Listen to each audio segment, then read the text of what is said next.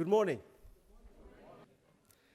Welcome to the Faculty of Agriculture and Food Sciences at the American University of Beirut. This is really a great pleasure to welcome you all here.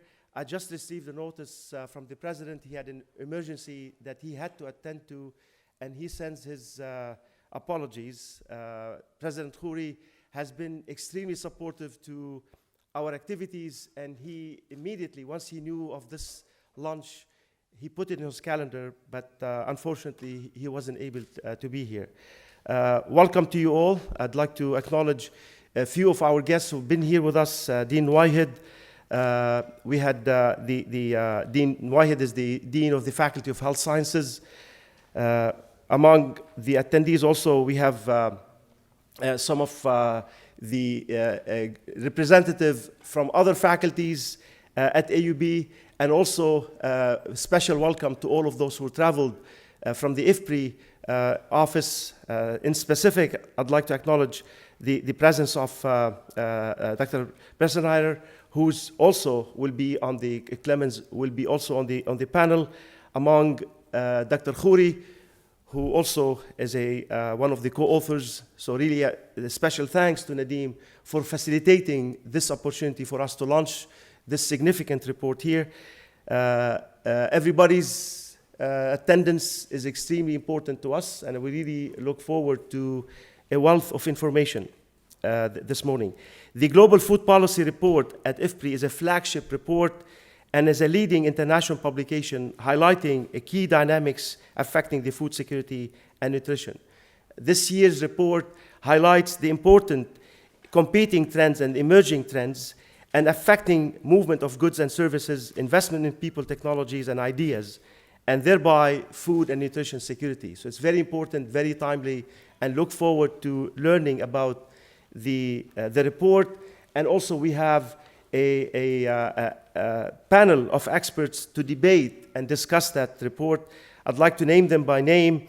Dr. Bresinger from IFPRI, Dr. Khoury, who's known to many of us. He spent many years here at ESQA before heading back to the World Bank, and he's still actually a consultant for IFPRI and the World Bank.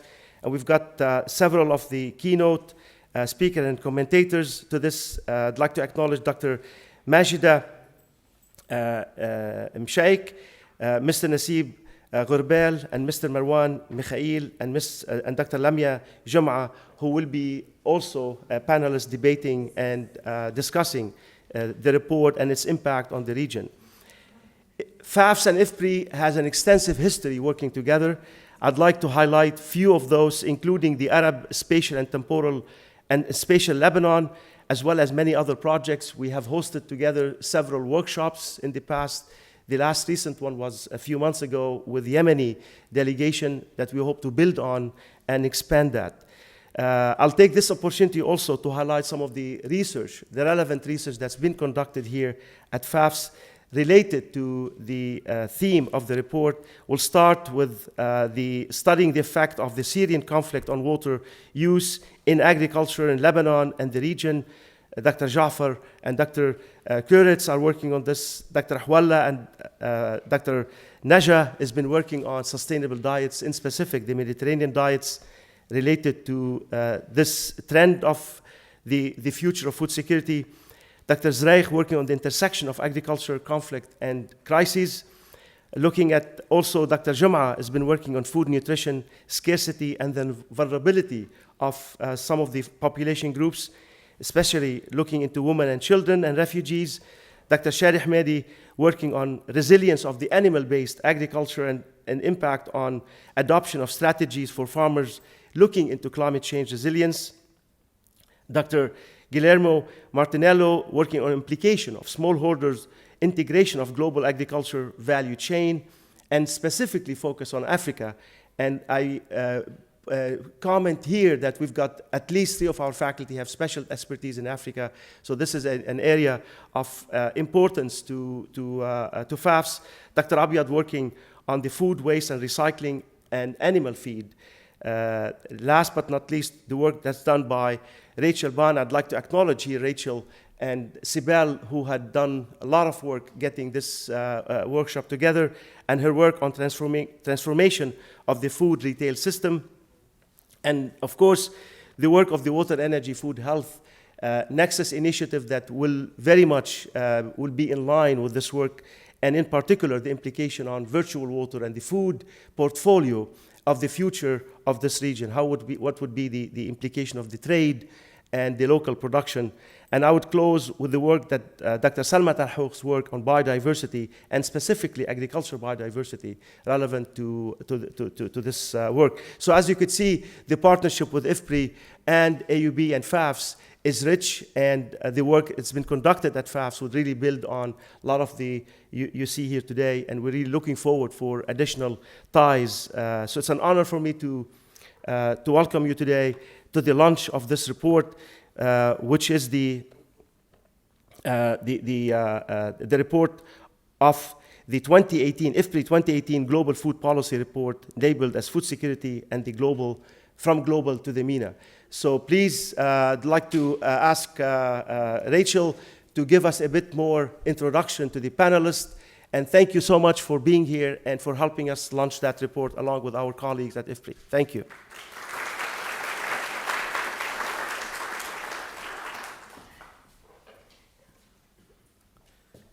Good morning, ladies and gentlemen. It's my pleasure to introduce this morning our distinguished speakers and panelists. I'm going to introduce all of the speakers and panelists now so that we can proceed without interruption, and we'll then hear from everyone in turn. Our first speaker, Clemens Breisinger, is Senior Research Fellow and IFPRI's Country Program Leader in Egypt. Since 2010, Clemens has led IFPRI's MENA team, which provides knowledge, strengthens capacity, and aims at influencing policy and investment decisions for an Arab world free of poverty and malnutrition. The team's academic papers, reports, and policy briefs are widely read and quoted by the media, including Reuters and The Economist. Clemens' research covers a broad range of issues related to the roles of agriculture and mineral resources for economic development, building resilience to crises and climate change, and designing policies for improving food and nutrition security. He holds a PhD in agricultural economics from the University of Hohenheim. Our second speaker, Nadim Khouri, is an independent researcher focused on food security, presently advising the World Bank and IFPRI on evidence-based policies and investments in agriculture and global food security, the adaptation of African agriculture to climate change, and food security in MENA. Previously, Dr. Khouri had a 20-year career at the World Bank, holding operational and leadership positions. Before that, subsequent to that, he served as regional director for the Europe, Near East, and Near East and North Africa divisions of the International Fund for Agricultural Development based in Rome. And between 2011 and 2015, he served here as Deputy Executive Secretary for the Economic and Social Commission for Western Asia, or ESQA. He holds a PhD from University of Massachusetts, degrees from the University of London, and of course, most importantly perhaps, from American University, from this faculty. Our first panelist, Majd Masheikh, is head of the program department at the Lebanese Ministry of Agriculture and an advisor to the minister, as well as governor to the International Fund for Agricultural Development, IFAD. On behalf of the ministry, she acts as focal point for the Food Security Sector Working Group and as a Food Security Steering Committee member supporting the Lebanese Crisis Response Plan. As a member of the Projects Committee at the ministry, she coordinates, studies, and prepares local and international projects and programs, including a range of EU-funded projects. She holds a PhD in Earth and Environmental Sciences. Next, we have joining us Dr. Nassib Khobril, Chief Economist and Head of the Economic Research and Analysis Department at Byblos Bank SAL, one of Lebanon's largest banking and financial services groups. Previously, he was Head of Research at Group Saradar and Head of Research at investment banking firm Lebanon Invest. He's a frequent guest speaker on local, regional, and international conferences and has appeared on many media outlets. He's also a member of the World Economic Association, the Research and Studies Committee at the Association of Banks in Lebanon, and the Advisory Board of the Lebanese American University's School of Business, as well as a board member of the Levant Institute for Strategic Affairs. Marwan Michal has worked since 2008 as head of research and investment banking at Blom Invest Bank, where he's been involved in fixed income deals and managed several Eurobonds issues for the government of Lebanon. He has extensive experience in market and sectoral studies of Lebanon and the MENA region, in addition to macroeconomic research and analysis. It's good stuff if you haven't taken a look at it. Mr. Mikhail previously worked as advisor to the Ministry of Economy and Trade of Lebanon and head of the economic division at the ministry, focusing on strategic issues and economic policy, and before that at the International Monetary Fund, where he advised several MENA governments on macroeconomic issues, including privatization of government-owned companies, monetary and fiscal policies, and economic sector development. He holds a master's degree in economics from the Université Saint-Joseph, where he's also a lecturer. And finally, last but not least, we have Dr. Lamia Joma, an assistant professor at the Department of Nutrition and Food Sciences here at AUB. She currently serves as co-director of the Refugee Health Program as part of the Global Health Institute and is a member of our Food Security Program and the AUB for Refugees initiative. Her current research interests include the assessment of food and nutrition security of vulnerable population groups, including women and children from refugee and impoverished host communities, exploring the dietary intake and nutritional status of youth and young adults, and evaluating the effectiveness of community-based nutrition interventions to help alleviate the risk of food insecurity, obesity, and malnutrition. So we're very pleased to have such a diverse range of well-qualified people to be here with us today to speak about this report, their own work, and to comment on it. Thanks to all of you for joining us here today. Now, it's my pleasure to invite to the podium Clemens Breisinger, our first speaker.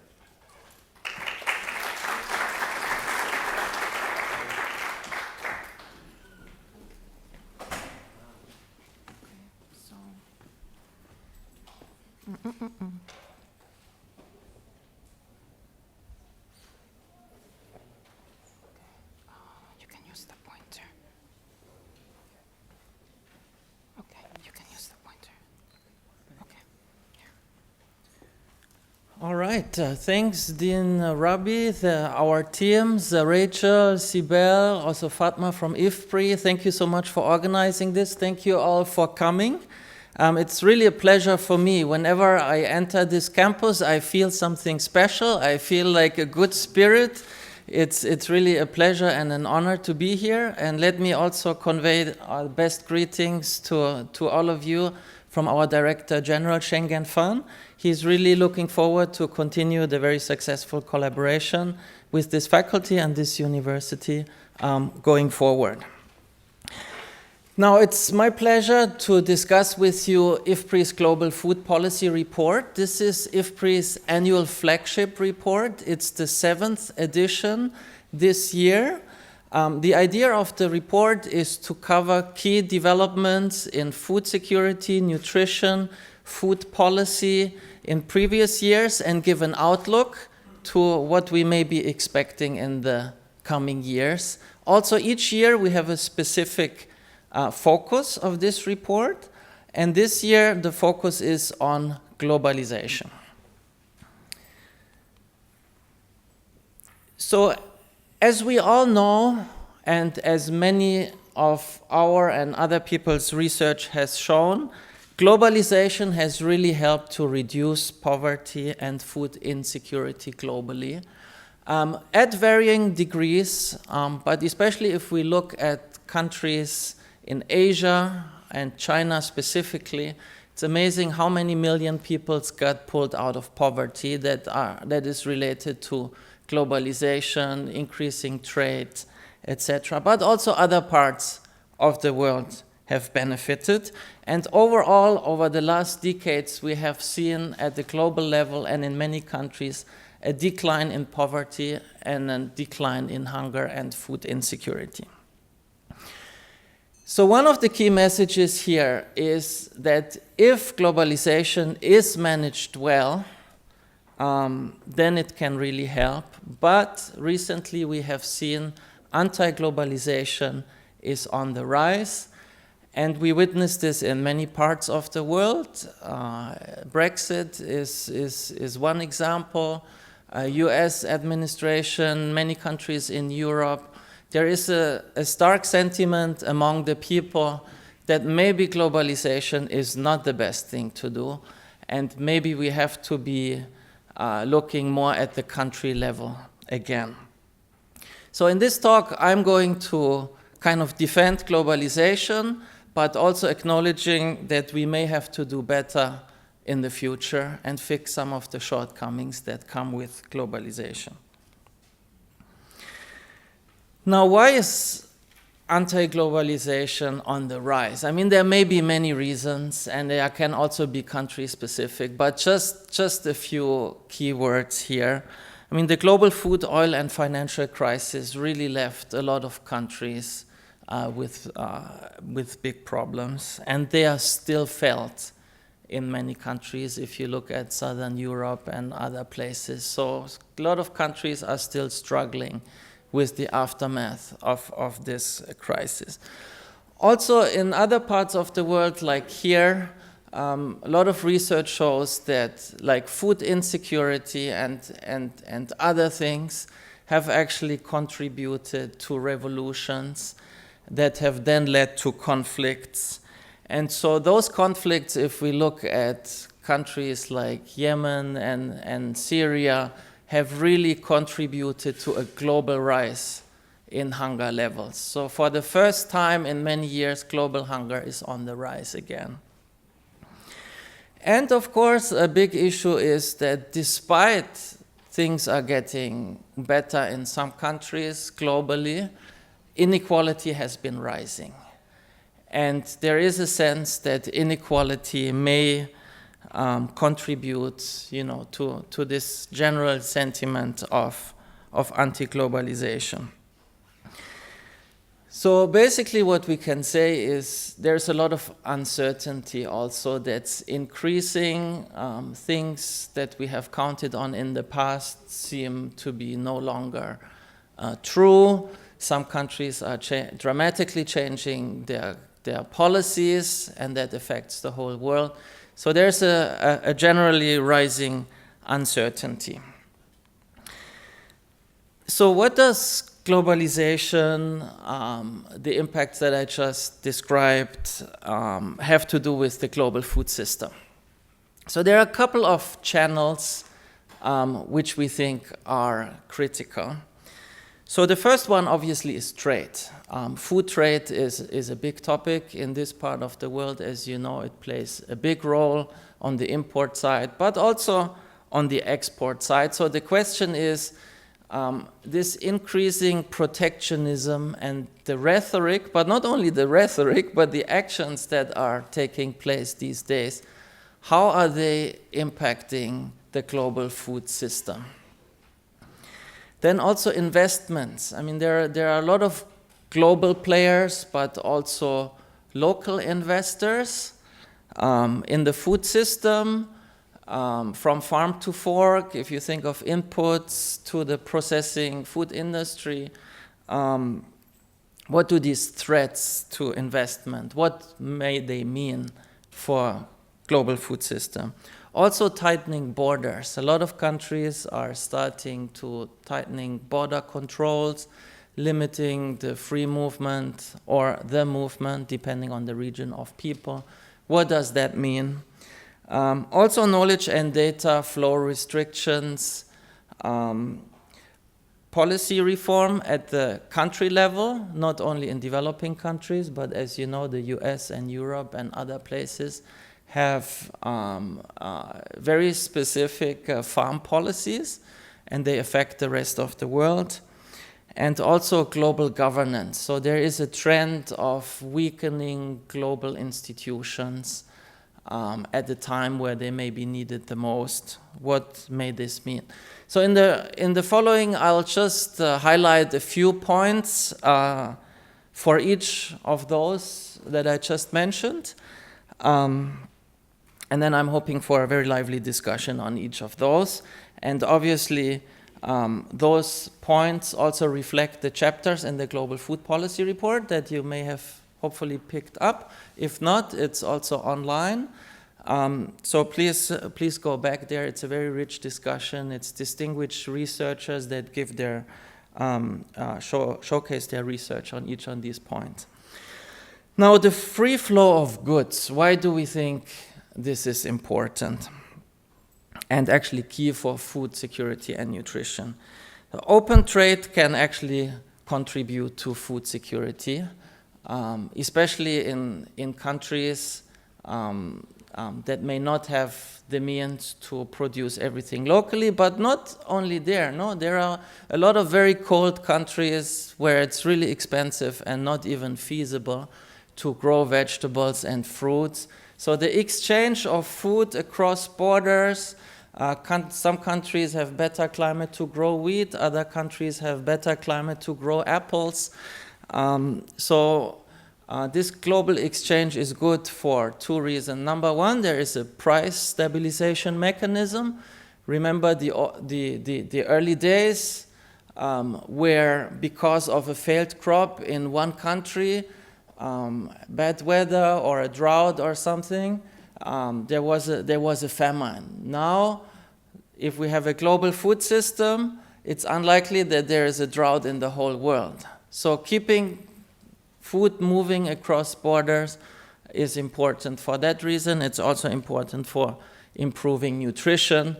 In the old days in Europe, we ate potatoes and potatoes and potatoes at a certain point in the year and throughout the winter. But nowadays you see the shelves full of more diversified food, and that's clearly important for health and nutrition. Now, what we think is critical is promote a fair international trading system, and you can read much more what we mean by fair, and we can also discuss this later. Next point is international investment can benefit local food security. When I say can benefit, means it doesn't have to. But it can play a key role in eliminating hunger. There are a lot of good examples, research done by IFPRI, FAO, and the World Bank highlighted in this chapter a couple of really good examples on how international investment in agriculture has increased food production, value chains, and also developed infrastructure. And also agribusiness investments can help, not only for increasing production, but also to create jobs, also to transfer technology, learning by doing. So the key recommendation of that chapter is to promote public-private partnerships for agro-infrastructure development in inclusive business models. Now, international migration, and again, this is a global perspective. I know the country we are in right now has its very specific migration and refugee story. So here we are more talking about international migration, and there's a lot of evidence how migration can help not only the receiving countries, but also the sending countries, where remittances and knowledge transfer of the migrants can really help. And again, Lebanon, I think, is probably one of the countries who has more people outside of the country than inside. And I think we can all see in this country how the country can benefit from people who are outside. They may come back from time to time, or they may come back. So there's a lot of transfers going on. And there's a case study about Bangladesh to show this relationship, how migration can help. Also, this chapter makes the case that refugees, and again, this may be one of the points, especially in Europe, which contributes to the anti-globalization kind of sentiments. The integration of refugees, hosting of refugees can be very challenging, but there is some research shown in this chapter that shows that also local communities, if things are managed well, can actually benefit from hosting refugees. Next point, very important in our view, obviously, is open access to knowledge and data. There are huge opportunities with big data out there. Again, there's a lot of sentiment that there are issues with big data and privacy, etc.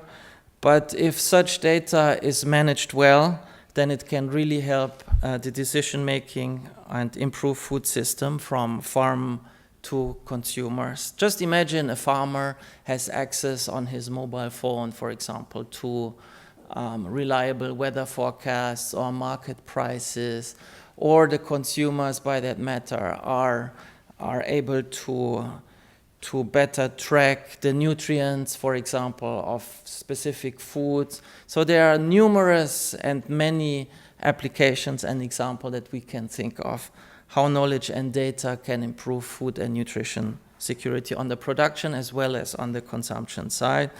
So the recommendation is to build open data initiatives and really enhance knowledge and empower citizens through capacity building. That's another thing that we notice. No, I mean, in many countries, there is a lot of information out there, but a lot of people find it hard to, distinguish between what is fake news and what is evidence-based kind of news.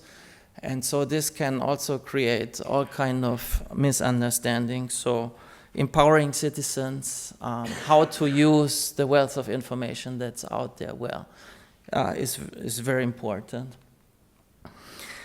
Also domestic farm policy. From my point of view, I mean, many, let's say, development people from Europe and the US like to tell other countries like what to do in terms of farm policy. But sometimes it's good to start also at home. And so there's a lot of policies in the EU and the US who have big implications for developing and emerging countries. There have been some improvements in terms of distortion and the producer support in those regions, as you can see. So things have improved a bit, but things have also stalled. And so in terms of domestic farm policy reform, a lot of progress still needs to be made. And again, multinational agreements can be superior to bilateral deals. Okay, so how can we promote a new era of globalization? What do I mean by new era? The previous era, if you want, has improved food security. It has reduced poverty, but it also contributed to increasing inequality. So what can be done better so that globalization benefits everyone and not just some people? So the first point that's important is to encourage an open, efficient, and fair trading system. Also, rural development to break the vicious cycle of conflict, food insecurity, and migration should be on top of the agenda. Also, more investment in research and innovation is needed. We need to enhance the evidence-based policy making. As we know, in many of our countries, there is a de-link between research and policy making. So how can we bridge that gap and make sure that policies are more evidence-based? Also, cooperation and mutual learning, I think, is something to emphasize, especially in these days, again, where a lot of people may prefer to go back to their little room. I think we really need to enhance cooperation and dialogue. And then also, and that's kind of ending on a positive note, there are a lot of new opportunities that come especially with new technologies. And so let's harness them and foster them in order to promote an integrated world that keeps going back on track to eradicate hunger and poverty globally. So with this, I would like to end this presentation. I'm sure there will be a very lively discussion. Now Nadim is next. He will be talking about the MENA region specifically and the findings from the MENA regional chapter. Thank you very much.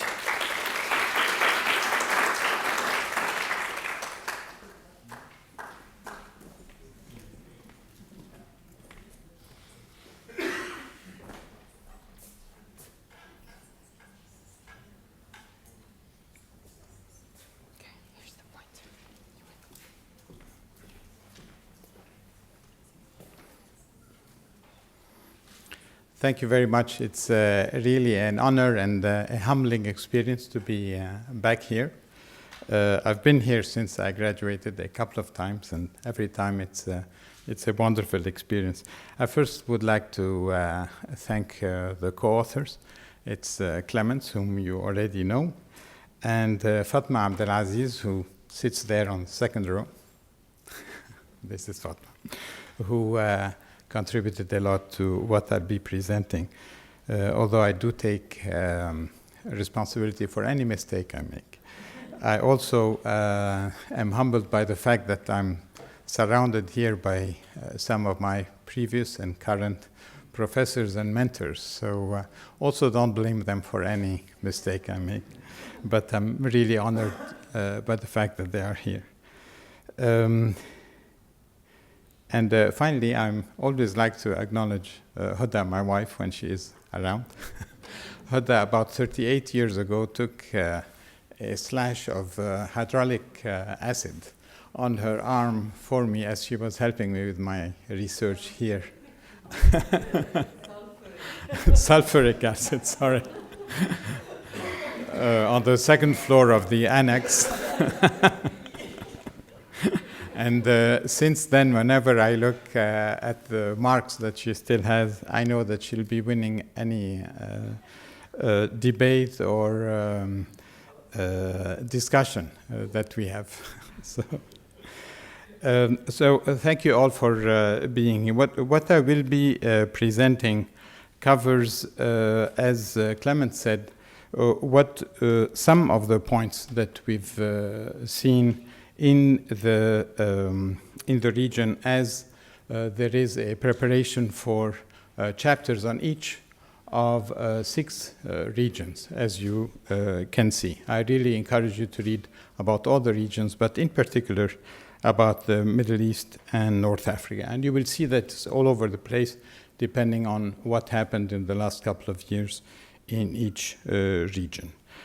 As far as MENA, one thing that is striking is that over the years, of course, and since 2011, we've been reporting on the number of refugees, on the problem with hunger, specifically with conflict and others. What we decided is to call our chapter for this year as a tale of 2 MENAs, because actually, although there are many ways of splitting the region, it's about time, it seemed to us, to wake up to the fact that there is a conflict that's going on affecting quite a few of the citizenry of the Arab world. And it's not that everyone is not doing anything or cannot do anything, but actually evidence-based, there is a big tragedy that does not, for the time being, reach a global level. It's really a regional level. IFPRI produced some research a couple of years ago that showed that actually the number of conflicts have greatly decreased if you look at it globally. When you think First World War, Korean War, Second War, and so this could continue festering. And there is, we felt a moral obligation for us to say that at least within our little report, we will do what we can to say that there is a situation where one MENA is suffering and the other MENA is going along, being affected maybe, but also that could be doing a little bit more. How I'm going to structure this talk is more or less along the line of the chapter. I'm going to very quickly go through this idea of 2 MENAs, the impact of the conflict, the status of food security, that's again divided upon conflict countries and countries that are not directly but indirectly affected by conflict, the kinds of reforms that are going on in the countries that can reform, that are the ones in a non-conflict status between oil exporters and oil importers, and then some of the insight that we have as far as the future So this again is the situation that we are suggesting, that one MENA is in conflict, the other is trying to live along and to reform. The basic three key messages, as you are reading the overall findings there, are that basically in the Middle East and North Africa, as Clemens was saying, it's probably one of the rare regions where there is an increase in both poverty and food insecurity. The other one are those areas that are affected by conflict in Africa. And the region, and because our region is the one that has the greatest number of conflicts, you can see that basically addressing conflict is really an important emergency. It's probably the biggest emergency in the region. Second, that the reforms are taking place, and we will be going into some of them. And in a way to introduce the composition of our panel, I'd like to then focus a little more on one key message, which is the government is not going to do everything. It will be wonderful to see the debate that is going, that will be engaged here. And if I can just stop for a minute and ask if there are students in the hall, in the audience. Good, great. So we have some, and I know, yeah, and I know there are professors. I'd like to suggest one thing that probably we will talk with Dean Mohtar, which is the possibility of having a competition. I'd like to call it a blog competition. That in a blog format, IFPRI has on an occasional basis launches competitions on blogs. And I would like to suggest that one possibility, because this report in itself has a lot of debatable material, meaning not that it's questionable, but certainly it's up to debate, that it would be very good maybe to think of a competition among students of having each of the chapters or some of the themes of this report, but maybe other reports as well, and to have the ideas of students and base it on evidence also. Continue the kind of debate that IFPRI definitely is interested in, and that in my view your faculty is interested in. So of these three key messages, I'm going to just lay some of the foundation for the evidence that is put in the report and the kind of conclusions that we make. On the food import, as you know, for some of the basic foods like cereals and others, the region is not only a net importer, but really depends dramatically and significantly on imports. If you can see, and here again, following the idea of the conflict and non-conflict MENAs, you have the conflict countries in red, you will see that basically if this is the world average on how much of the food is imported, and here it's the percent imports of total imports. You will see that quite a few of our countries basically spend quite a few of their funds trying to import food. This is a story that we know, and it's basically continuing with the data that we are seeing now. This means additional, let's say, more reliance on the trade system for our food security, as was discussed before. And then in the non-conflict countries, or let's say the countries that are only indirectly affected by conflict, we have run a analysis, and this is where the role of Fatma Abdelaziz was crucial, of looking at policies in a scientific way. And so you have the number of important policy reforms that were done. In here, we're talking about the oil exporters on the various areas of the economies. And you can see that, and probably you've been following in the news, the kinds of reforms being done in Saudi Arabia, but other countries as well. And we've been documenting these. As you can see, most of the reforms were done on the macroeconomic picture, and a bit less on the agriculture side of things. The kinds of reforms, you have them here. They were basically due to the fact of the decreasing oil prices. There was in 2017 a slight increase, but that did not compensate for all the losses from before, so tightening of budgets and others. And then we come to the oil importers, and here probably I will be talking mainly about Egypt, but we have data on other countries as well.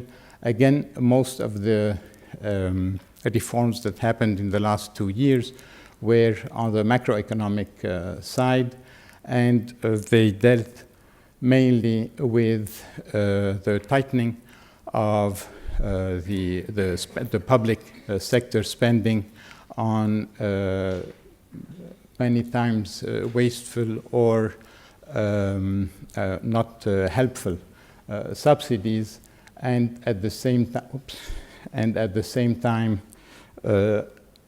dealing with the safety nets, to increase the safety nets to ensure that where there are those decreasing subsidies, that poor consumers can be helped through cash transfers and other assistance. And these are the types of reforms that were mainly that we see the most of in the case of Egypt, but other countries also implemented some of these reforms. So not a lot of reforms specific to the agriculture system, and maybe this is one area that we could debate, or on the nutrition side of things in the other countries. As I prepare for my conclusion, I want to just bring back the global picture. This also is from the same report, and it does show that MENA, even within the future, and even factoring in the impact of climate change, is not expected to be on the top of anyone's global agenda on food security. I work in some of the other areas on global projects on food security, and there is a kind of, we're off the radar, and really it's the region itself that has to take care of itself in the future in order to improve the situation of food security, and not only to go beyond hunger, but also to ensure a more constant food supply and a nutritious one.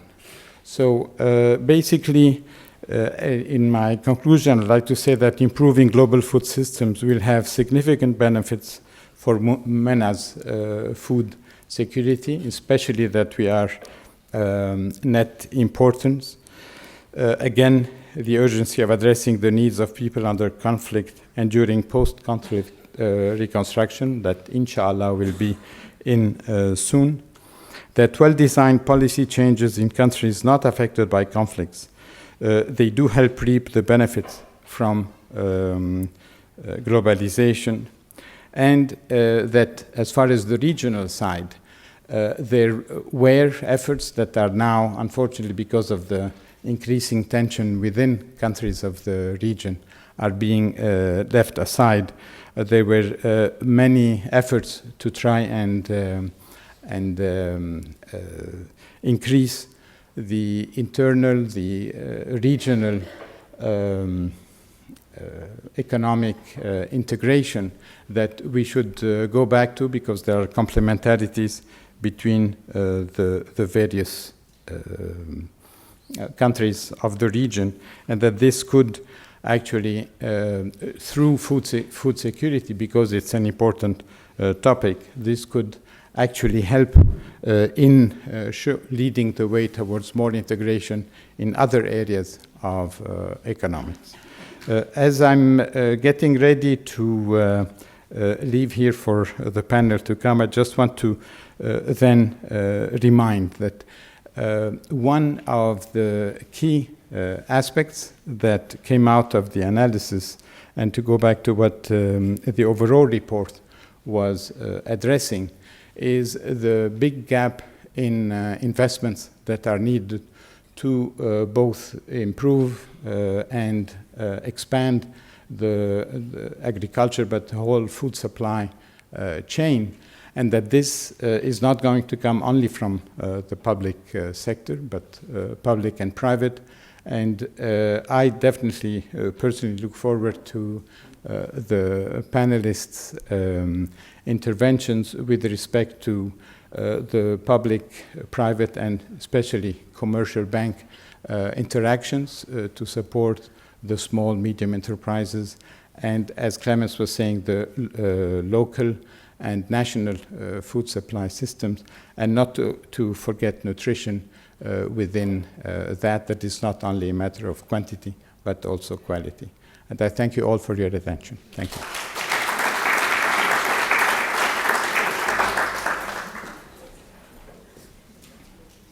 At this point, we're going to invite all speakers and panelists to the front. We'll have a few interventions from each panelist, and then we'll open it up for questions.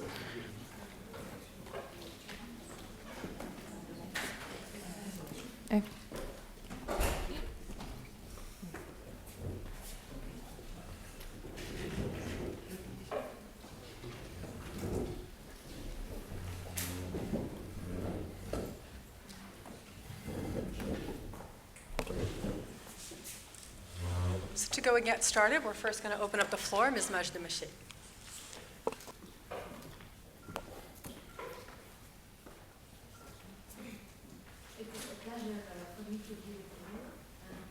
Thank you for the Faculty of Agriculture and Food Sciences in American University of Beirut, and for International Food Policy Research Institute to invite me to participate today with you in launching the Global Food Policy Report for 2018. So I have a lot of paper with me, but sure I will not telling all this data for you, because I have 2 copies of the strategy of the ministry. One it is in Arabic and one it is in English, and I will leave it here for the faculty to be with you if you need it for concerning information about agriculture sector in Lebanon.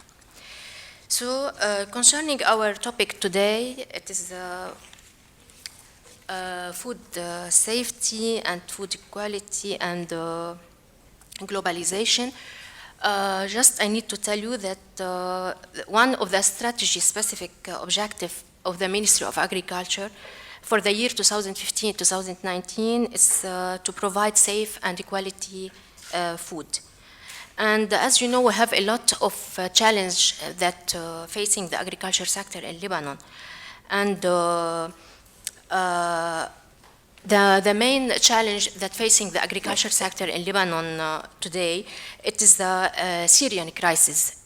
And as ministry, we are working to facing the repercussions of the Syrian crisis on agriculture, which constitutes additional pressure in terms of competition for employment opportunities, and to find export outlets for agricultural products to be alternative to land ports, which led to a large increase in the cost of export and decline in the quantities and values of agriculture exports.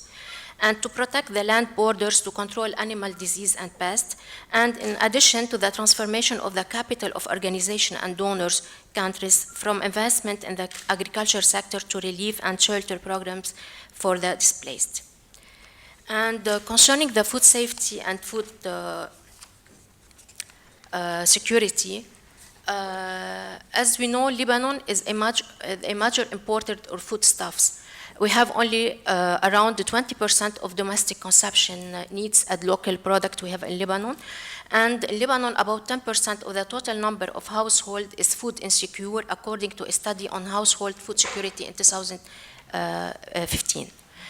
As Ministry of Agriculture, we have a number of activities in the subject of food safety and food security in order to improve the food safety and the quality of locally produced and imported products through implementation of the strategy until 2019. And the expected activity are as following. First, contribution to the formulation of a food safety policy based on strategic principles for coordinated and harmonized efforts among concerned institutions, aiming to create an integrated and comprehensive food safety system from farm to consumers, provision of safe and quality food from domestic production by ensuring sufficient food supply of locally produced food and development of food safety system through the development of the legislative and operational framework of controllers and inspectors, and activating the role of Ministry of Agriculture to participate in decision making and the development of international standards for food safety and quality, provision of safe and quality food from imports by ensuring the import of safe food products and development of food safety system, increase the level of related facilities and enhance the infrastructure through the strengthening the legal and operational control and inspection capacities at border points. And assist in the development of the reference laboratories in order to get the needed international accreditation and increase the number of tests, and to increase the productivity and competitiveness of the Lebanese agricultural products by different interventions. And these interventions are as follows. First, improve the value chain and increasing the added value for products of plant and animal origin, strengthening the phytosanitary measures and animal health measures, increasing agriculture export through facilitating the establishment of an agriculture export promotion committee from the public and private sectors that work on fostering and promoting the Lebanese agricultural products while respecting the international regulations, social responsibility, and business ethics. Enhancing domestic marketing channels through strengthening the wholesale marketing, developing farmers and agriculture cooperative market, promoting contract farming, and carrying out advertising campaigns to promote the consumption of the Lebanese agricultural products.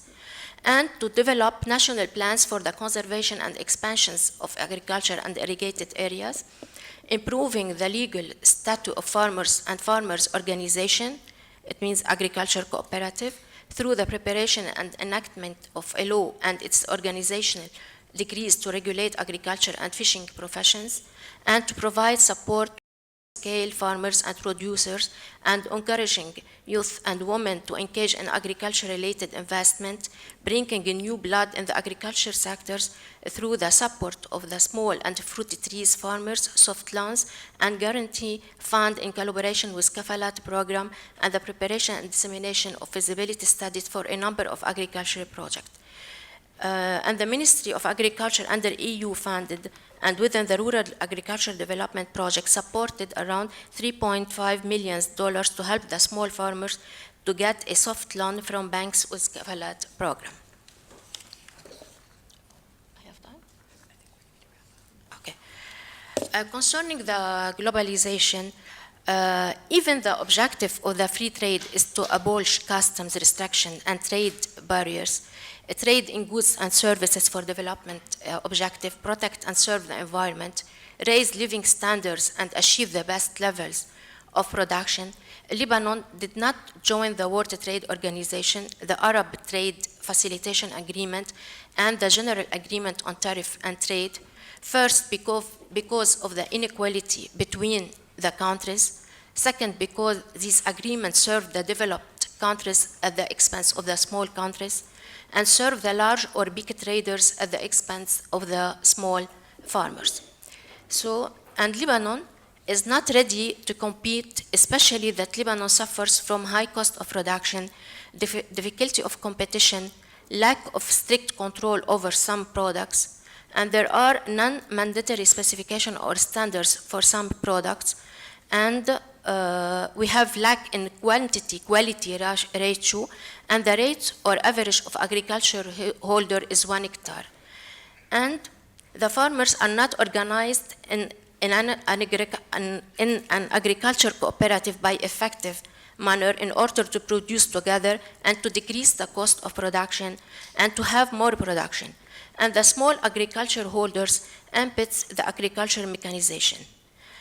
So this is concerning the globalization and the situation of agriculture sector in Lebanon and the farmers. And concerning the government, there is no serious interest from Lebanese government to the agriculture sector. And within Paris 4 conference, no funds were allocated for agriculture sector, except some funds only for water. And I'm ready for any questions, maybe.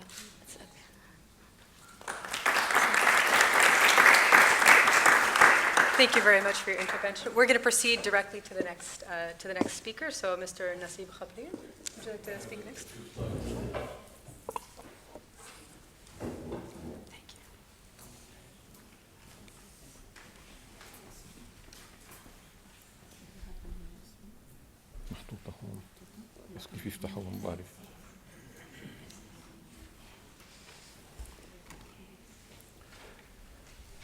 Well, first, I would like to thank the Faculty of Agricultural and Food Sciences at AUB for this invitation. I'm glad, in an academic environment, there is always place for the private sector, especially the banking sector. And I can notice here that almost the only two persons in full suits are bankers, so you can distinguish us from the rest. Also, Rachel did not mention that I am an AUB graduate, so I'm always glad to be back at AUB. I tried to look at the financing of food and agriculture in the Middle East and in Lebanon, and the first conclusion, actually it's not a surprise, Clement said in his presentation, one of the challenges is restrictions on knowledge and data flows. We don't need any global restrictions on knowledge and data flows. We have our own imposed regional and domestic restrictions on data and statistics. There is very few statistics on the financing of food and agriculture in the Arab world. And what I found is, gives an idea, but it's hardly the level required to develop an evidence-based policy. So if you look at the first slide, which is the inter-Arab investments in food projects, we notice first that food is grouped with tobacco. I mean, this is the first sign of laziness on the part of providers of statistics in the Arab world. Maybe because both need land and water and so on, but that's not a way to address food statistics or even agricultural statistics in the region. We see that the food and tobacco sector, assuming most of this is food investments, they attracted $10.3 billion in greenfield FDI, in foreign direct investments in new projects. That's 3% of total inter-Arab greenfield FDI between 2003 and 2017. In the 14 years period, only 3% of inter-Arab greenfield FDI went to food and tobacco. Behind real estate, hydrocarbons, oil, natural gas, and hotel and tourism and metals. If you look at the greenfield FDI in Lebanon, well, we suffer also from the same restrictions on data and the poor availability of statistics. You see where it ranks. Food and tobacco accounts for 0.3% of total inter-Arab greenfield FDI between 2003 and 2017. That makes it $31.2 million only in inter-Arab investments in new projects related to food. That's the ninth highest such share behind the real estate, hotels and tourism, metals, financial services, leisure and entertainment, warehousing and storage, transportations, and textile. Obviously, as the slides of Dr. Khoury have shown, the Arab world generally imports most of its needs in food, and that's the case for Lebanon as well. If you look at the growth in loans to the agricultural sector in Lebanon on an annual basis, we've seen the loans, first of all, have been small. In 2014, they've reached $120 million. And they have declined in 2015, 2016, and 2017. At least we have figures on loans to the agricultural sector. There are two main reasons for the small amount of loans to the agricultural sector of Lebanon. The first one is that the agricultural sector's contribution to GDP has declined. If you look at the total loans, aggregate loans to the agricultural sector in Lebanon, they have reached $785 million at the end of 2017. And that's equivalent to about 1.2% of total loans to the private sector. So if you compare the loans to the agricultural sectors in percentage of GDP to the contribution of agriculture to the percentage of GDP, we see that there's not much difference. So actually the loans are commensurate with the contribution of agriculture, with the share of the agricultural sector to GDP. But you notice in the last 3 years, the share of agriculture in GDP has declined. That's because of the decline in agricultural activity, maybe the increase in other sectors, but mostly the decline in agricultural activity. Here the challenge is twofold. First of all, the Lebanese economy, 30% of the Lebanese economy is informal. The informal sector is very large in the Lebanese economy. And most of agricultural activity is in the informal sector. So even if the banking sector wants to increase its lending to the agricultural sector or to agro-industry, and some agro-industrial loans fall under loans to industry, not to agriculture. There's a difficulty. No matter how much a project in agriculture is large, how much it's successful, how much profits it generates, the banks will not lend to an informal operation. The operation has to be legal, a legal entity, incorporated, registered with the proper authorities, with the Ministry of Finance, for the banks to lend to it. So that's a major problem. The other problem is the fact that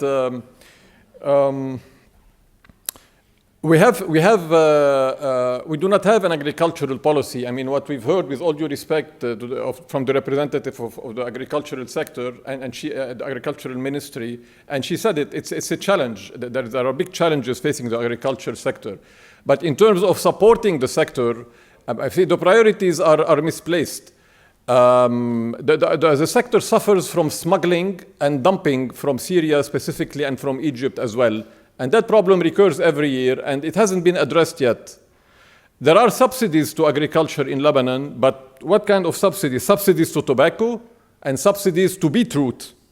I still don't understand why there are subsidies to beetroot when there are key segments of the agricultural sector that needs heavy subsidy and protection, and maybe I don't like to use the words protection, but support at least. So when we talk about financing the agricultural sector and the food sector and food security, I think before going into broad abstract projects and strategy, we need to look at these day-to-day challenges. And you see their spillovers on the political scene. You see the protests every year. For example, last year, during the apple season, the protests by producers regarding the dumping from Syria and the inability to sell their produce in the local market. And third, the inability to export. The problem with exports is it doesn't have to do only with closing the Syrian-Jordanian border or with the Syrian conflict. It has to do with something more domestically fundamental, which is the high operating costs on all sectors in Lebanon, on all companies in Lebanon. The operating costs on Lebanon are high and continue to increase. The increase in taxes last year on consumption, on income, on profits was a terrible decision by the government. Instead of providing incentives to sectors after 11 years of since 2011 of economic stagnation. So I thank you for this for the moment. And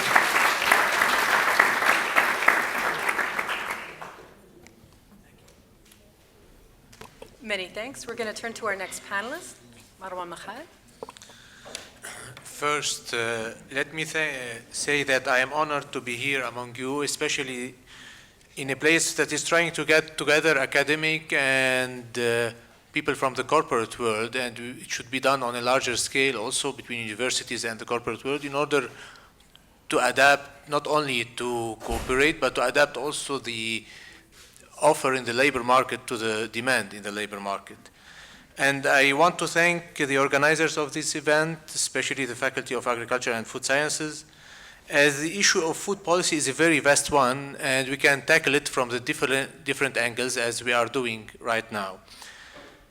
The report, the Global Food Policy Report, outlines, part of it is outlining how, among other things, how farmers in the developed countries are subsidized, which will render competing with them by farmers in the developing world very difficult. But it is not just that. There are many other problems relating to farmers, that are related to farmers in developing world, that are negatively impacting their productivity and competitiveness. I will go over some of these, throwing in ideas, and then we can discuss them because we are short in time. First, I want to highlight one contradictory evolution in the global trends in supply and demand of food. On the supply side, you have the use of pesticides, you have the genetically modified crops, and all of this has been the evolution. We came to this because in order to be able to feed everybody on the earth, yes? Because we had a growth in the population in the last century 3 times more than it was in the whole evolution of human history, from 1.5 billion people to 6 billion people. And we have the double in the life expectancy to 70 years. So these have pushed supply to go this direction. But on the other hand, on the demand side, the trend is towards more healthy and organic food.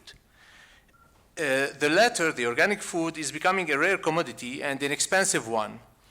And this is why we want to benefit from this gap or from this contradiction in Lebanon. We should benefit from it in order to have high value added and or food that is more expensive, that we can sell it more at a higher price in order to be competitive.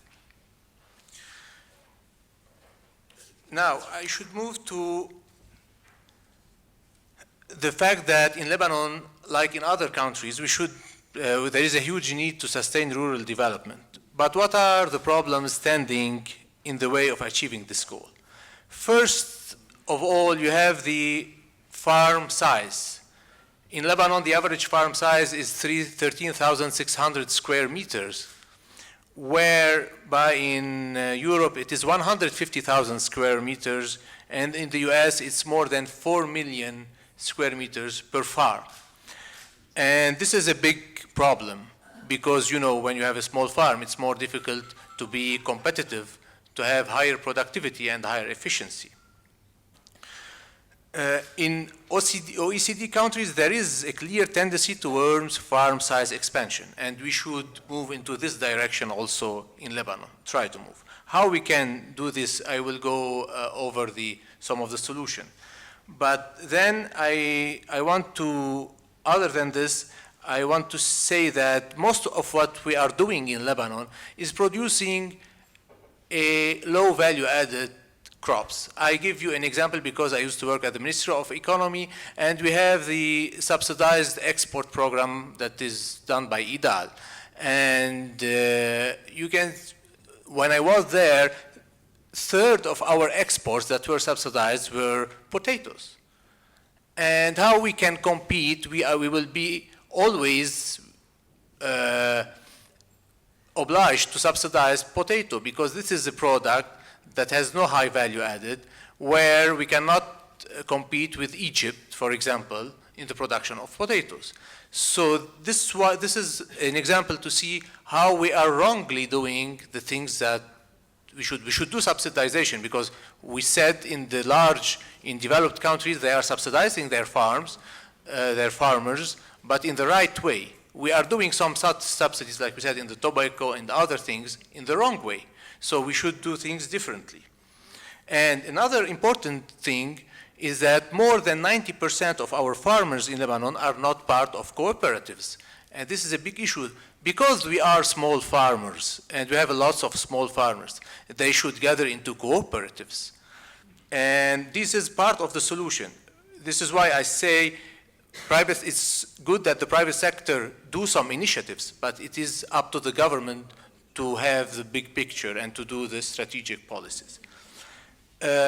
First, the government should subsidize the things that have high value added and push farmers to produce these crops.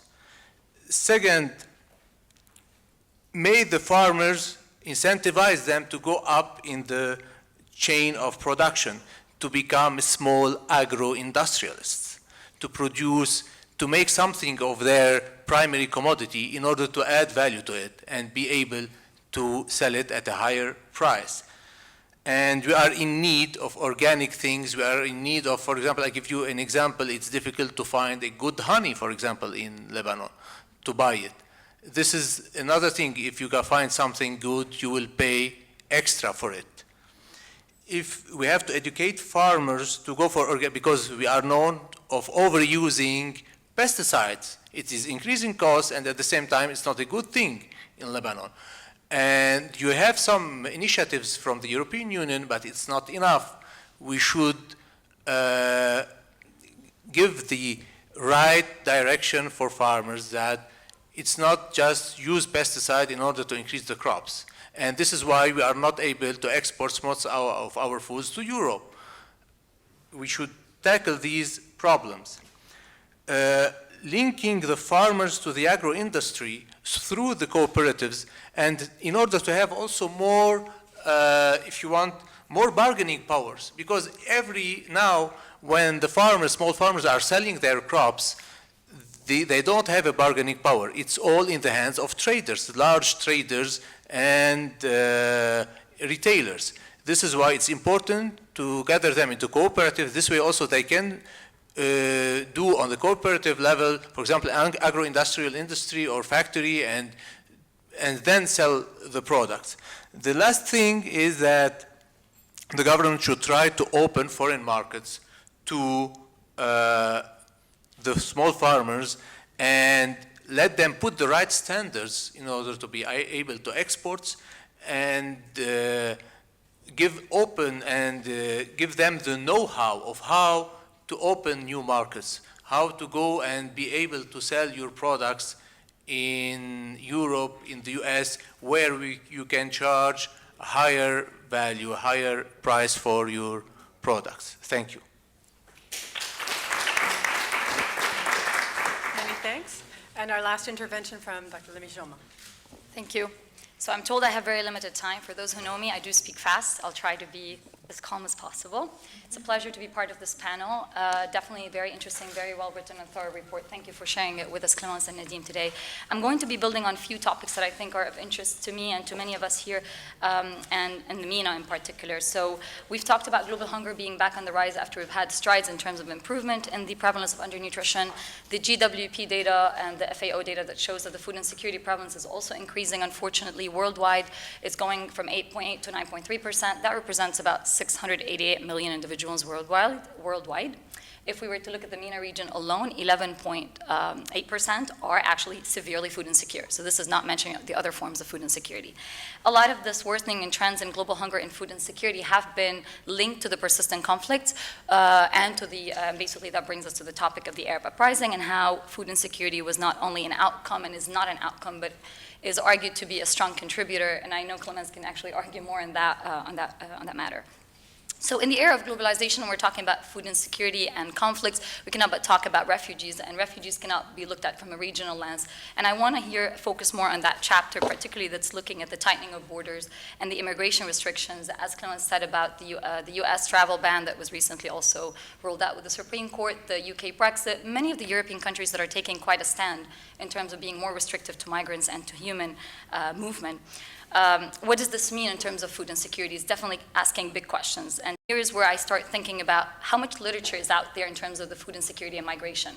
The report does address that there's really minimal evidence looking at that particular two intertwined, very simple maybe to look at in terms of migration and food insecurity. But when we look at these two together in the literature, we don't have much extensive history or much evidence. Which brings us to the point that I want to make here, if you forget nothing from what I'm saying, but that point is that we need to build a lot of evidence and research to change the current rhetoric, because this anti-globalism that we're hearing about more, the fear of the refugees, its impact on the host community, there's not enough evidence that actually supports that it could be that much of a burden. And this, basically what I'm trying to say here is that there is a bunch of recommendations that I thought about when I was thinking about this particular panel and this report. Number one, we need to think about promoting research in complex, protracted crises. It's not enough to look at a humanitarian or emergencies as short-term, and I think that the MENA has been witnessing this. We're a very volatile region. We should be learning from our history. I think it comes at a prime time to start looking at that in particular, and the Syrian crisis, the Yemeni crisis, could be looked as an opportunity not to be missed to learn, because we have extended number of refugees, thousands and millions of refugees that have been basically fled their countries, and they're receiving a lot of interventions. So what's working? What's not working? We need to look further into that. So the MENA region needs much more work. We cannot think only about the refugees and not look at the host community, and I think we've learned that also in Lebanon and Jordan and Turkey. There's a lot of evidence that's out there. When we talk about food insecurity, we need to think about what's working that's making those host communities more resilient. So I look at Lebanon as an example that is facing a lot of strain when it comes to the refugees, and the Ministry of Agriculture representative and many have been talking about the burden, but it could be also an opportunity, and we need to think about how we can build the evidence. What is working for the Lebanese host community? Why are they resilient? What can we promote for now and for the future? I think there are a lot of studies that are, actually a few studies that are out there that are basically highlighting that the host community is not being looked at. In Lebanon, the REACH report that was done with the FAO and the Ministry of Agriculture, and another study that we conducted here at AUB in 2015, they both reports report the host community is very important. That we talk about the refugees and the prevalence of food insecurity, definitely high, definitely needs more work. We need to think more about raising more funds. The WFP representatives here can definitely echo that, but it's not enough to just look at this. The data from our studies are showing that about 49% of Lebanese households with children, we looked at that particular population of 4 to 18-year-old, were actually food insecure. 42% of which are moderately to severely food insecure. So the host community needs to be looked at even more. And when we look at the data with food security, as a nutritionist, I can't but think about not just the macroeconomic, but definitely the household level and the individual level. So we need to look at food consumption behaviors. We need to look at the vulnerable population groups. We always talk about mothers, women, children. Definitely that's very important to vulnerable groups. Preliminary evidence from our studies are showing that women and mothers, as well as their children, from the food insecure households are not consuming adequate diets in terms of quality. There is a risk of increased overweight and obesity, and that is quite challenging in today's world when we're talking about the nutrition transition. Maybe we have a room a bit to talk about the impact of globalization on nutrition and nutrition transition and how we can roll that backward. My last 2 points are we need to streamline nutrition within the food security agenda. And I think I want to say that because we talk a lot about nutrition, but it seems sometimes to be like an afterthought. And we need to definitely put it and streamline it. Contribution of nutritionists and public health professionals need to be addressed. Whether we're talking about the Sustainable Development Goals and we're talking about nutrition-sensitive agriculture, what does that really mean? It means food quality from production to consumption. So we need to be major players there. And finally, is more of a recommendation and kind of an open for debate is how we can look at a comprehensive food and nutrition security strategy in our home country, in Lebanon, in the MENA region. I don't think we have enough of how we look at them together. We still are fragmented. We still have the food being divided between the Ministry of Agriculture, the Ministry of Economy and Trade, the Ministry of Health is playing a significant role, but not on the food security, but on the food safety. So this lingo needs to be brought together, not just the UN agencies or the international donors and organizations, the Lebanese government together, the civil society. We need to look at that. And a final thought is, If we always continue to look at the refugee crisis or the protracted crisis that we are seeing and witnessing as a UNHCR mandate or as a one government mandate, it's not enough. They're overstretched, basically. We need to look at this much more globally, and this is where global governance and that chapter that you highlighted, and I know that it takes much more, there's much more in the report talking about that. Thank you, and yeah, I'll open it to debate. Thanks very much to all of our panelists and our speakers. I think at this point what we'd like to do is we've been given a lot of food for thought. We've heard a lot of both what's in the report as well as a bit about the local context, where there's efforts, where there's gaps. So I think we'd like to open it up to the floor. Let's maybe take 2 questions and then we'll bring that back to the panel. Dr. Asala and then Dr. Farajallah. Sorry, there's a microphone circulating, please. Go ahead.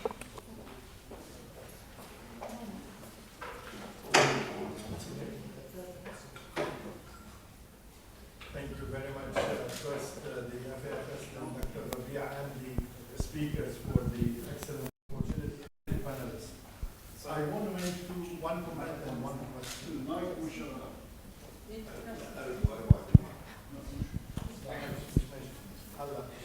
Not yet. Okay, now. Okay, first I would like to thank Dr. Rabi' Muhtar, the Dean, and the FAFS for this important opportunity, and the speakers as well as the panelists for the excellent comments and presentations. I have one comment with respect to the food security in the Arab world, and this is mainly to IFPRI. I think analysis of the Arab world food security has to take into consideration the potential of the Arab countries in terms of natural resources, particularly renewable water resources and arable land, in terms of the challenges and opportunities. Now, with respect to the high potential countries, at least there are 7 countries with high potential, 6 medium and 6 low potential countries. And the challenges are different and the opportunities are different. This is as a comment. The other point is related, how best can we really encourage local production and add value products under globalization? I think this is a big question that is always in the minds of the people. People talk about subsidies, people talk about taxation. What's in IFPRI's view the way to keep sort of encouraging the domestic production from the challenges of globalization? Okay.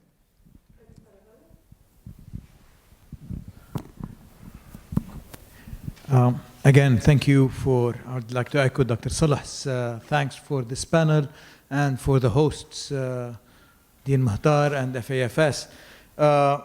I've got a little bit of notes that I just want to throw back at the panel, maybe to stimulate, and I would like to start with Nadeem, my namesake. The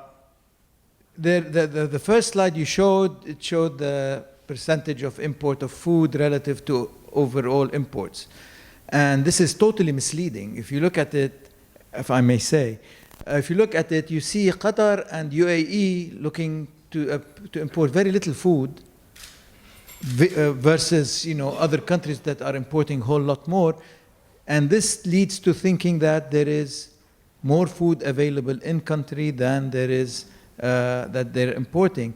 And this number is, does it say about the total imports, or does it say something about the food import? And then I want to talk a little bit, another point is subsidies. We mentioned subsidies a lot, but then when it comes to subsidies in countries, it is a reform when we remove subsidies, but it is not a reform when it is in other countries. So this idea of reform being adding or removing taxes or adding or removing subsidies, we have to weigh this, we have to use the same scale for developing and developed countries when we're addressing these issues. And globalization, the reason for that globalization is now facing resistance is because it's a one-way street. It's developed to developing country diktats rather than a two-way street. And this is what's causing a lot of the resistance here. And finally, I will not talk about Lebanon, but finally, if there is no water, there is no food production. And the Arab world is really water scarce, severely water scarce. And not much was presented on this regarding water scarcity, water security, and how water security and food security are closely interlinked. Thank you.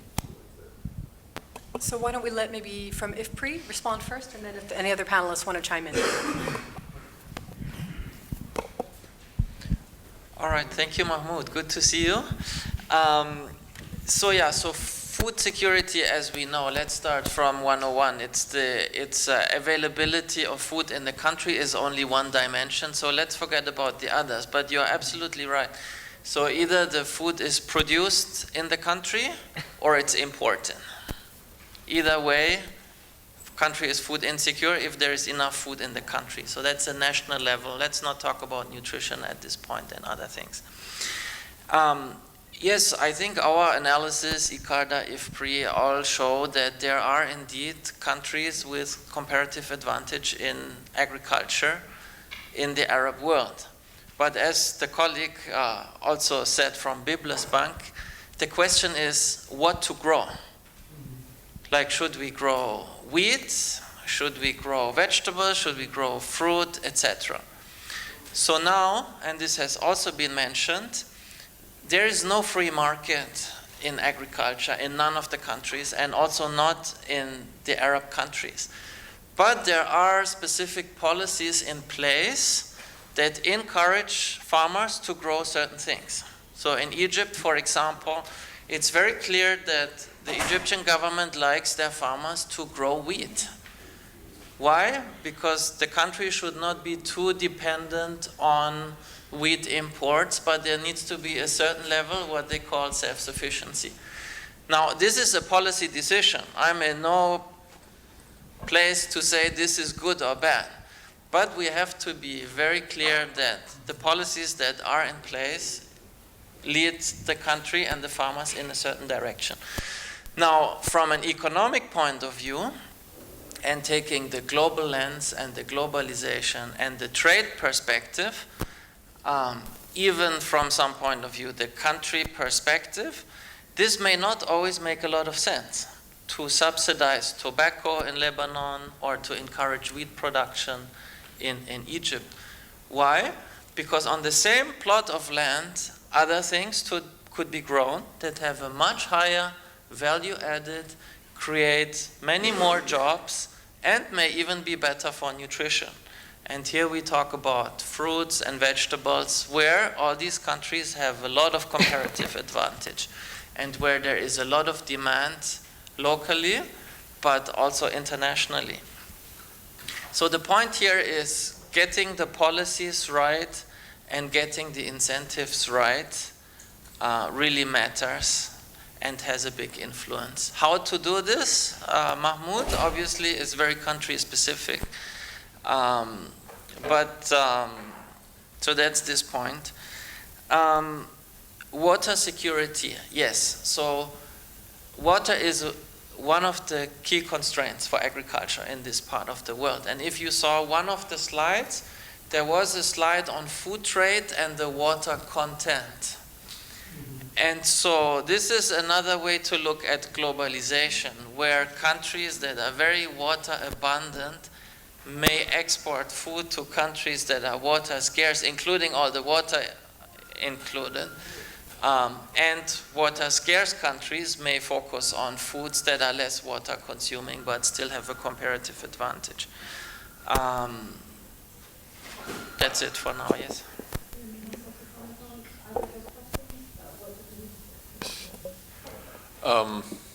Yes, I agree with you that it's a one-way usually from developed to developing countries, and we should not be shy to protect our agricultural sectors. If you look at the United States, agriculture is very heavily subsidized, and it has one of the strongest lobbies in Washington. The same in Europe, in Western Europe. Agriculture is off limits for any kind of reforms or changes or lifting of subsidies. It's completely off limits. For domestic reasons, for political reasons, and for export, to encourage their exports. So we should not be shy about properly protecting and logically protecting or supporting. Let's not use the word protectionism. The local agricultural sectors, but there are still some measures that don't make any sense at all. One of the ways to have evidence-based policies is to develop the statistical systems in Arab countries. I can tell you, for example, that in Lebanon, the national accounts, which gives you an idea of the economies, for 2016 have been released a few weeks ago only, for 2016. In other Arab countries, they produce every quarter on time. We're still lagging significantly the Arab countries, let alone the statistical systems of. So you cannot have an evidence-based policy for any sector with this kind of weak statistical systems and delay in the release of data and shortage of data. But the national accounts for Lebanon has shown that agriculture in Lebanon has had a negative contribution to growth in 3 of the 5 years. 3 out of the most recent 5 years where we have data for, it has had a negative contribution to growth. Even though growth has been small, it had negative contribution to growth. What does this mean? It means the policies are not working for the sector. That's what it means. It means, let's say growth is, in 2016 was 1.7%. Each sector contributes to this growth. The agricultural sector had a negative contribution in 3 out of 5 years. The contribution is minus 0.5%. The sector is shrinking. This is basic. The agriculture sector is shrinking. It's not doing well. Okay. Okay. I have a question, please. Thank you. Yes, on the question of how to report food imports, because of the theme of the overall report, we thought it would be important to link the imports with the food insecurity level. And indeed, Qatar is much less food insecure than Yemen.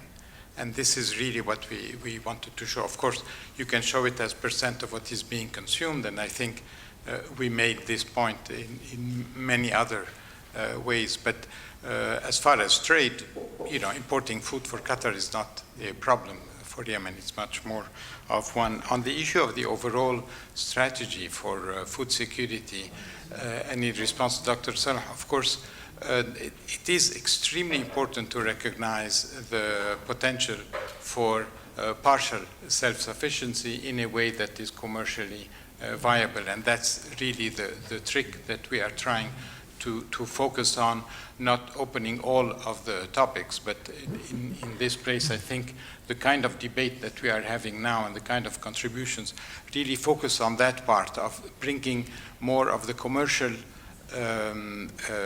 what is keeping this commercial investment for the local and national food security of gaining a bit more of the investment potential that is in there.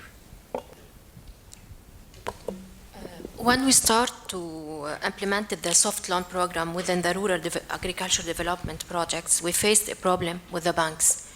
All the banks refused to give for the farmers loans, especially in the North Bekaa and North Lebanon. And this is because the security reason. So the banks should be more flexible and give more facilities to the farmers to get loan and to to have investment in the agriculture. So we started, and at the end we arrived to have a little bit of farmers that can get loans from the project. So this is our problem with the banks. Second, concerning organic agriculture. So I don't think it is a solution to Lebanon to have organic agriculture because our cost of production is very high and we cannot compete with our cost of production, even if, especially when we have organic production. So it means the price is very high. How can I compete? Especially that you know that we had a problem with during the problem in Syria. We had a problem concerning marketing the agricultural products. So how can I compete to Europe with organic production? And I will give you an example. If the price of 1 liter of olive oil here in Lebanon is around $6 to $7, and in Italy and in Greece, the price of 1 liter of olive oil is around 2 or 3 euro, and with a good packaging. Our cost here for 1 liter of olive oil, it is a bulk, and it's a $6 and $7. So how can I compete? So I think we need to have subsidies from the government to the agricultural products. We cannot support we cannot have compete, or we cannot can solve the problem of marketing without helping or support from the state to the farmers. Thank you. We're going to go very briefly response from Dr. Khalil, and then we have additional questions from the audience. Definitely, the banks would like to lend more to agriculture and to other sectors. Banks would like to lend more to agriculture and to other sectors as well. The total lending to the agricultural sector reached $785 million, the cumulative loans. But they cannot lend to everybody who applies for a loan in any sector. In any sector, not just in agriculture. The problem of agriculture is different. There are more challenges there. But this amount is large compared to the small size of agricultural operations in Lebanon. And it's equivalent almost to the GDP, to the size of the agricultural sector in GDP. But agriculture has other ways of financing. The first one is through microfinance loans. A lot of a lot of farmers are taking microfinance loans from microfinance institutions, and the banking sector encourages this. It's not a competition at all with the banks. It encourages microfinance lending, and it's been very successful across Lebanon. The second case is because they're not legally incorporated sometimes. As I said, the informal sector is very large in the economy, and most of the agricultural operations are in the informal sector. They had to take personal loans. So some of the lending to agriculture is not shown in the direct lending to agriculture. It's shown under personal loans. And of course, personal loans are not divided between loans to agriculture and loans to this. So we have from Banque de Lebanon, we have subsidies or support for the farmers to get loan. We have a program, and the Kafalat program, it is related to have a low interest for the farmers to get loan from Banque de Liban. Yes, but you get loans from the commercial banks, not from Banque de Liban. Banque de Liban subsidizes. بس هم مدعوم من مصرف لبنان. But it's the point is that they have to qualify for loans to get the subsidies. Now, clearly we have a point of debate on the various roles of the private sector and the public sector, and I think that's an important one to continue. Actually, I'm going to force us to move on. We have a couple questions from the audience. I want to make sure we at least get those, and we'll have to keep moving. Okay. Good morning. I am Mazen Tamer. I am a part-time lecturer in AUB here in FAFS, and I'm a PhD in biotechnology. First of all, I'm here to commend this report. From a plant biotechnology point of view, I'm very satisfied that the report has tackled the issue of food security concerning food production and emerging technologies, the role of emerging technologies, and as a biotechnologist, using a key enabling technology and looking at production yields, and who believes that size matters, actually. In addition to the quality of the food, I believe that we have a big problem in MENA region where most food commodities have reached a stagnant level, and those who have made a significant increase in yield are not able to keep up with local demand. So for somebody who advocates to work actually on the core of the problem of food security, which is the crop, of course, in addition to soil and water quality and so on, I highly commend that report that focused on crop production. Yes. FAFS aspires to lead the way to food and water security in arid and semi-arid regions. The core lays here in case of investments, in case of what to produce, like many questions occurred. ICARDA had an interesting question, but we know that ICARDA also has its challenges currently, unfortunately. It all lays here in FAFS. What do you suggest as a panel to FAFS lead the way as it aspires towards local production of food and its own security? Thank you. Our next question over here, Dr. Sadi.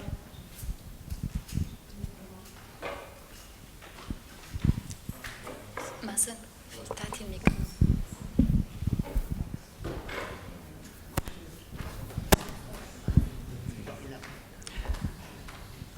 I would like first to congratulate the Dean for his motto that is leading the way to food and water security.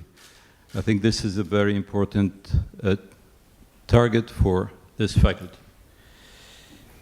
I would like also to say that national security, food security, is a national duty of the government. And I certainly would not feel very well in your place, lady, because you're representing the Ministry of Agriculture, which has been doing its best, but we know the limits of your ministry. What I would like to remind is that we economists, or we sociologists, our duty is to just have a suit for the body of a society. I have never heard any government in Lebanon saying, this is the rural society we want. So let me tell you one thing. You cannot have an agriculture policy if you don't know who are you serving. First, the producers, and then the consumers, that is the people who are going to be served by food security. It's a pity that we don't have this vision. We economists, we would just have the suit to go for that kind of option, which we don't have in this country, and this is a regretful thing. I would like to remind that in 2011, there was a country self-sufficient in food security, while the other Arab countries of the Arab League imported for about $80 billion food. That country today is totally destroyed. It's called Syria. Okay. We have a problem there. And that problem is all over. And in this academic place, it was very interesting to hear you approach scientifically subjects. But on the ground, believe me, I happen to be in Syria and Iraq, and I tell you that rebuilding of agriculture is going to be a real challenge.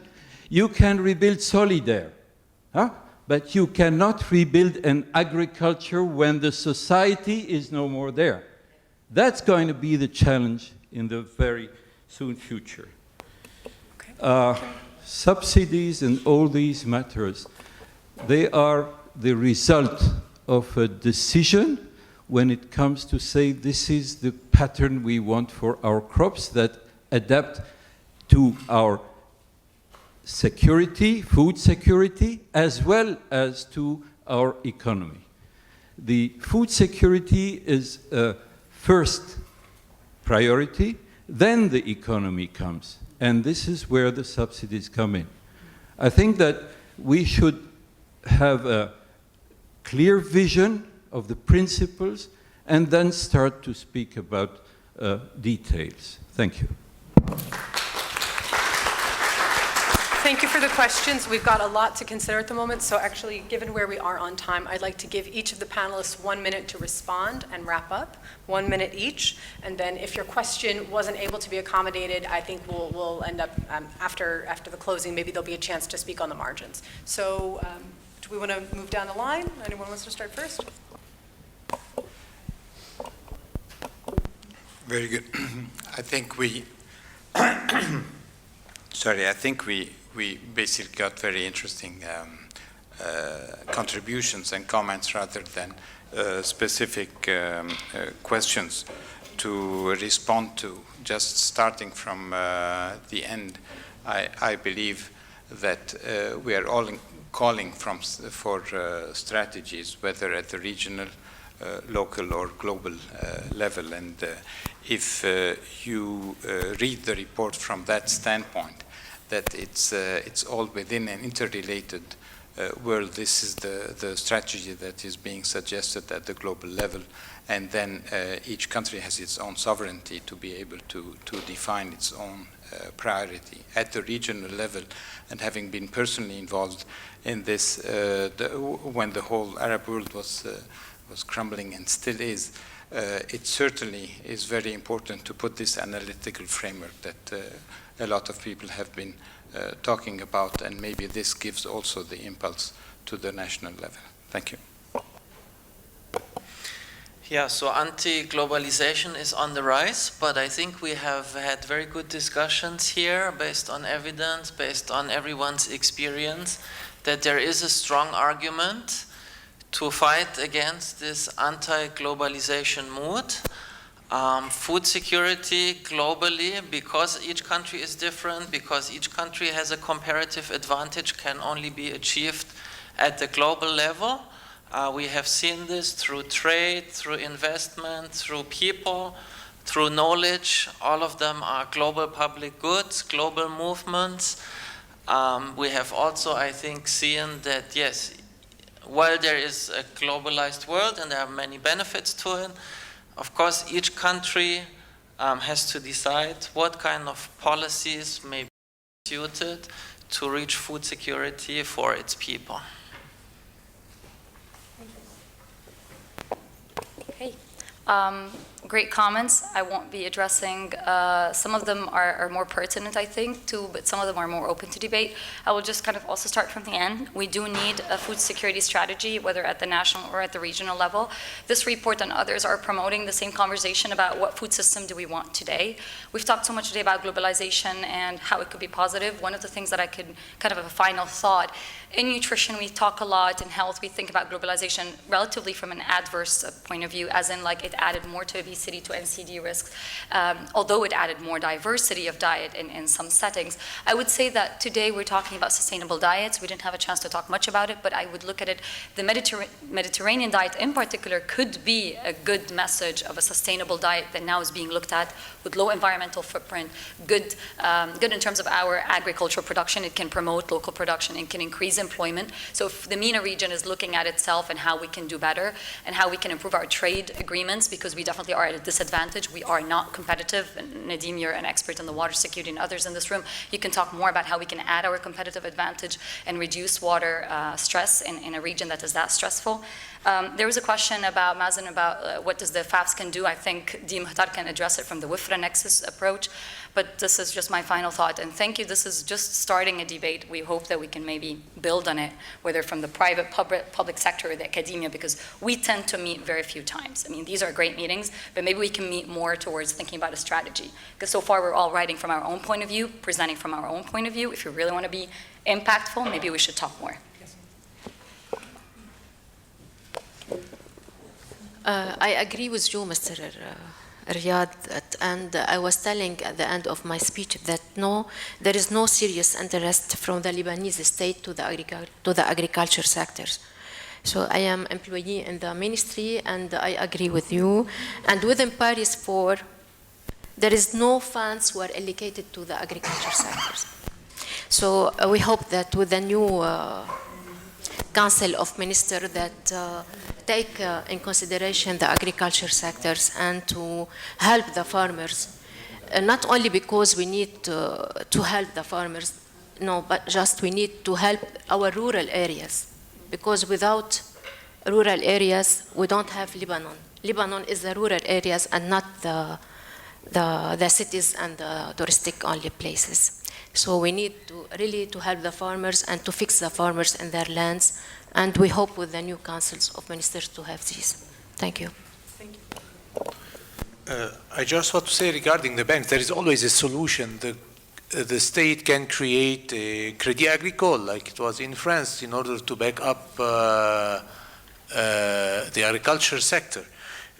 Now, regarding the organic products, for me, there are institutions who are selling virgin oil, extra virgin olive oil to Europe and to the United States.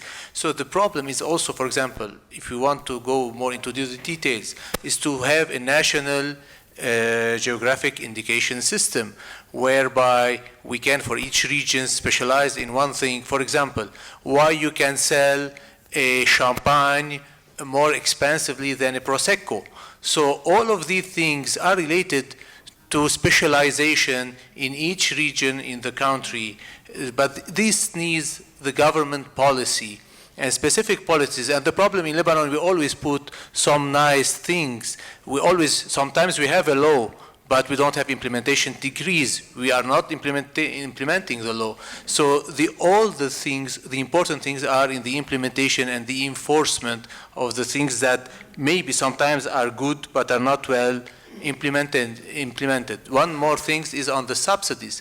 Yes, this is one example of the government funds are going to the wrong place. Subsidizing wheat is extra, we need food security. Maybe it's a good thing, but why the types of wheat that we are subsidizing is the wrong one? We should go to the farmer and tell them you should grow different type of wheats. Why we are subsidizing tobaccos that we don't use in our own production? This is something that I discovered recently. We sell them, we export them to other, but I don't know what they do with it. And we import the tobacco that we are manufacturing our cigarettes, the Lebanese production with.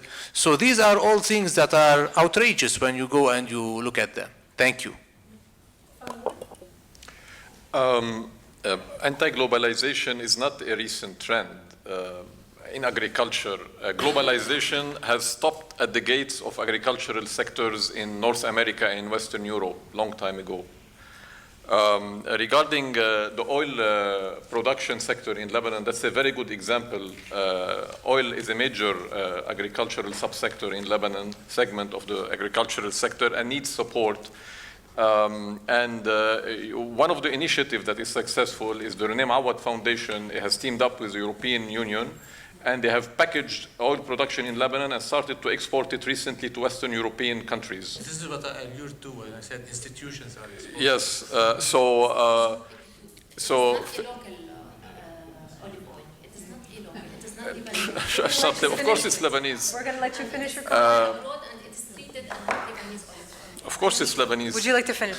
Of course it's Lebanese olive oil. The second point is that, the basic thing that the authorities can do instead of going through these abstract plans that sound like poetry is to do very basic things like protect Lebanese farmers from smuggling and dumping from Arab countries near and far. That's very practical and very quick support to the agricultural sector in Lebanon.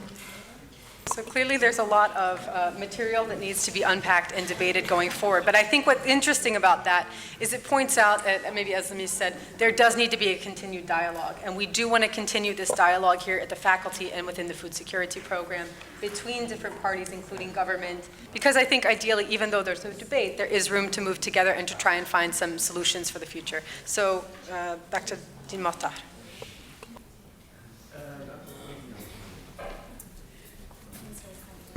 Thank you very much. I was given the easy task to summarize. So a very, very healthy debate, I believe. Instead of the summary, I offer our commitment to really publish a policy brief on this discussion and dialogue. I think it's very healthy discussion. We have multiple viewpoints. The one thing we agreed on that I believe strongly support that is an agricultural lobby. to really look at financing the ag sector, convincing the private sector that it's healthy investment to invest in agriculture.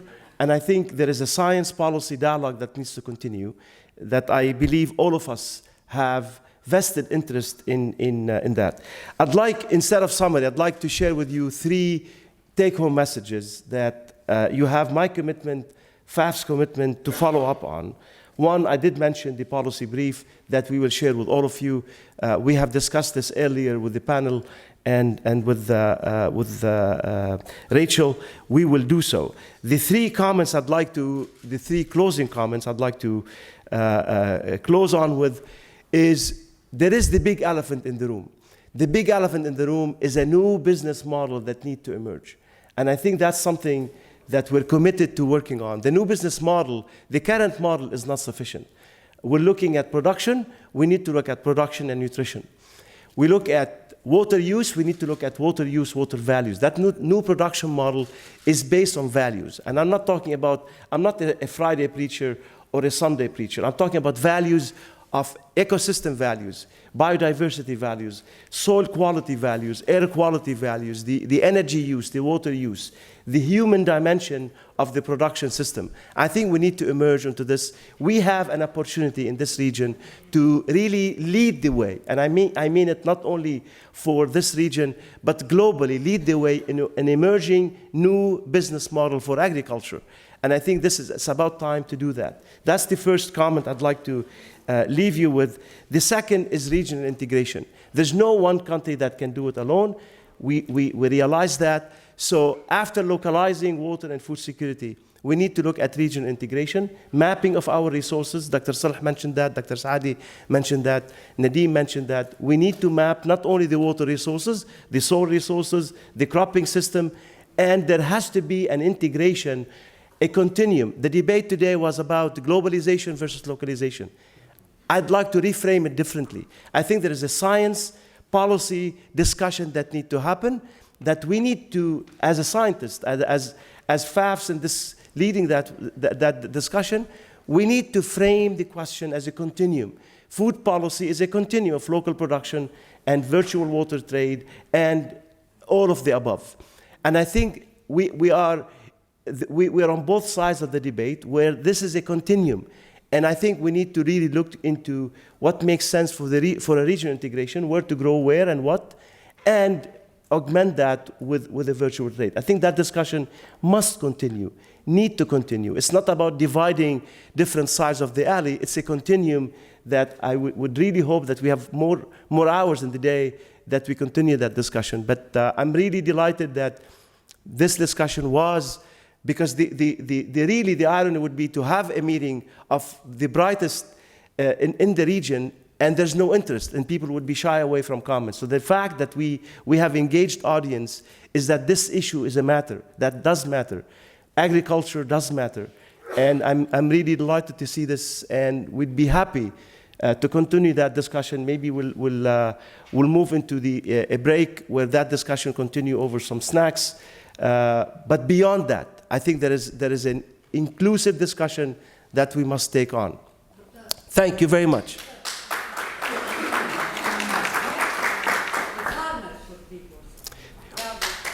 Thank you. Thank you very much.